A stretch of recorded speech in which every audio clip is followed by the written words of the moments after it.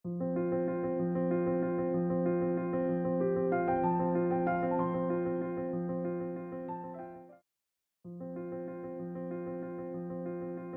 ុអ្វីមនុស្សត្រូវមានសិលធម៌អ្នកត្រូវដឹងថាក្នុងការរៀនសូត្រទៅលើអ្វីមួយក៏ដោយគោលបំណងចម្បងនៃការរៀនសូត្រនោះគឺការដែលអាចទាក់ទាញបានជាផលប្រយោជន៍ដើម្បីយកមកប្រើប្រាស់សម្រាប់ជីវិតប្រចាំថ្ងៃហើយក្នុងនោះយើងអាចសង្កេតឃើញមានប្រទេសរីកចម្រើនជាច្រើនមិនមែនសុទ្ធតែអាចធ្វើឲ្យប្រជាជនរស់នៅប្រកបដោយសេចក្តីសុខសុភមង្គលទាំងអស់នោះបានទេដូច្នេះហើយតើអ្វីជាសុភមង្គលពិតប្រាកដបើនិយាយឲ្យខ្លីគឺការរស់នៅដែលប្រកបទៅដោយភាពសប្បាយចិត្តសម្បូរលុយចាយរស់នៅដោយភាពថ្លៃថ្នូរកូរ៉េខាងត្បូងជាប្រទេសរីកចម្រើនខ្លាំងប្រជាជននៃប្រទេសមួយនេះទទួលបានប្រាក់ខែខ្ពស់ហើយប្រព័ន្ធយុត្តិធម៌ឬប្រព័ន្ធច្បាប់របស់គេក៏មានភាពតឹងរ៉ឹងល្អប៉ុន្តែហេតុអ្វីបានជាប្រទេសមួយនេះនៅតែមានអត្រាអ្នកសម្លាប់ខ្លួនច្រើនជាងគេទី2លើពិភពលោកបន្ទាប់ពីប្រទេសជប៉ុនដែលមានចំណាត់ថ្នាក់ទី1តើនេះព្រោះតែហេតុអ្វីបើប្រជាជននៃប្រទេសទាំងពីរមានកម្រិតជីវភាពខ្ពស់ហើយនឹងនេះក៏ព្រោះតែមនុស្សទាំងនោះរកភាពស្ងប់សុខតាមផ្លូវចិត្តមិនឃើញហើយដូច្នេះហើយទើបមនុស្សត្រូវស្វែងយល់ឲ្យច្បាស់អំពីសិលធម៌ព្រោះថាប្រយោជន៍ដែលបានមកពីសិលធម៌គឺជាសេចក្តីស្ងប់ដោយគ្មានចិត្តជាប់ជំពាក់ទៅបៀតបៀនអ្នកដទៃសម្រាប់បុគ្គលដែលមានសិលធម៌ក្នុងខ្លួនគឺតែងតែមានសេចក្តីស្ងប់ឬសប្បាយចិត្តនៅពេលបានជួយឬបានឃើញអ្នកដទៃមានសេចក្តីសុខចំពោះសង្គមជាតិដែលទទួលបានប្រយោជន៍ពីបុគ្គលមានសិលធម៌នេះវិញគឺមានប្រជាជនដែលប្រកបទៅដោយវាចាចិត្តសុចរិតភាពសុចរិតទាំង3នេះហើយដែលធ្វើឲ្យសង្គមជាតិមួយនេះមានសេចក្តីសុខបានមកដល់ត្រង់នេះខ្ញុំយល់ថានៅមានមនុស្សជាច្រើនបានត្រឹមតែដឹងពីនិយមន័យនៃពាក្យថាសិលធម៌ឬសុជីវធម៌នេះប៉ុន្តែបើសួរថាយល់ពីពាក្យទាំងពីរនេះច្បាស់អត់មើលទៅដូចជាមានតិចខ្លាំងណាស់ដូច្នេះតើអ្វីជាសិលធម៌ហើយអ្វីទៅជាសុជីវធម៌សុជីវធម៌គឺជាសកម្មភាពដែលយើងបានរៀនសូត្រពីសាលា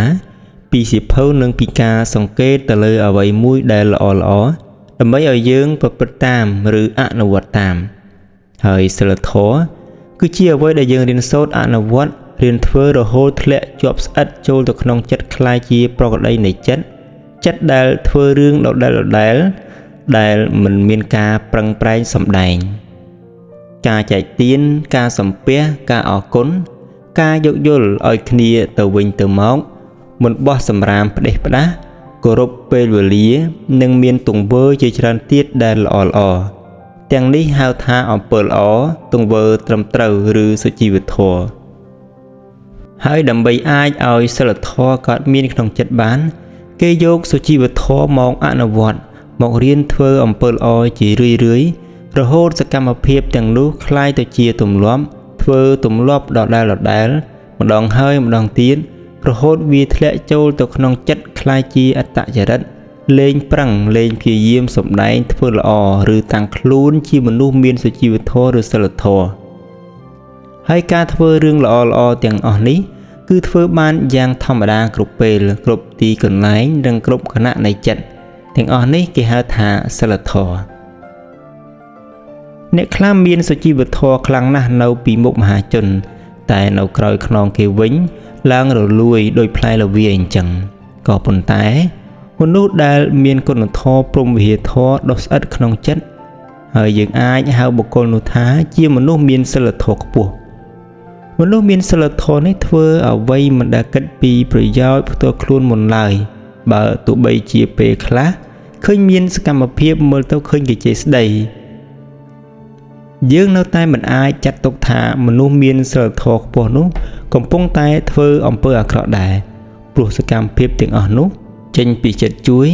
ចិត្តដើម្បីប្រយោជន៍អ្នកដទៃដូចជាឪពុកម្ដាយអញ្ចឹងគាត់ជេរស្ដីបន្ទោសឬក៏វាយយើងនោះក៏ដោយសារតែចិត្តខ្វល់ខ្វាយចិត្តឈឺឆ្អាលមិនចង់ឲ្យកូនដើរផ្លូវខុសមកដល់ត្រង់នេះ យើងបានយល់ពីអត្ថប្រយោជន៍របស់សិលធម៌ខ្លះហើយប៉ុន្តែសួរថាតើទៅធ្វើដូចម្ដេចទើបអាចសង្កល់បានថាមនុស្សនោះមានសិលធម៌ឬអត់ព្រោះមិនប្រកាសថាមនុស្សមានសុជីវធម៌អាចមានសិលធម៌ឡើយសុជីវធម៌គឺជាសកម្មភាពដែលអាចសម្ដែងបានដូច្នេះហើយទើបមនុស្សអាក្រក់ក៏អាចសម្ដែងថាខ្លួនមានសុជីវធម៌បានដែរតែធាតុពិតក្នុងចិត្តរបស់ពួកគេ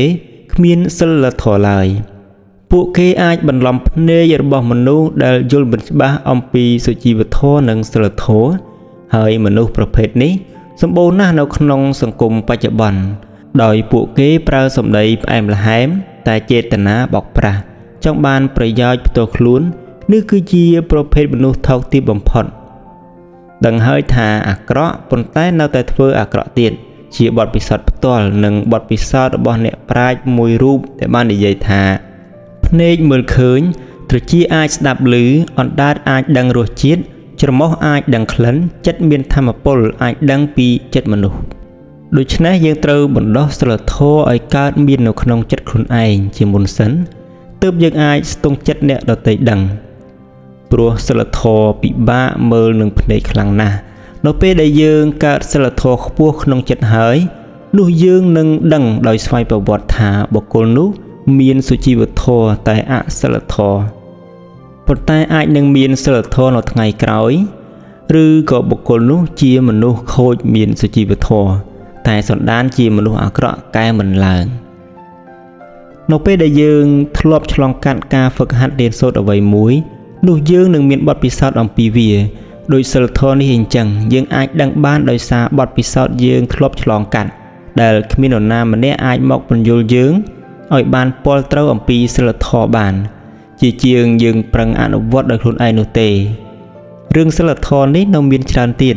មិនមែនដូចគេគ្រាន់តែប្រាប់យើងថាត្រូវតែមានសិលធម៌ហើយយើងនឹងមានសិលធម៌នោះទេ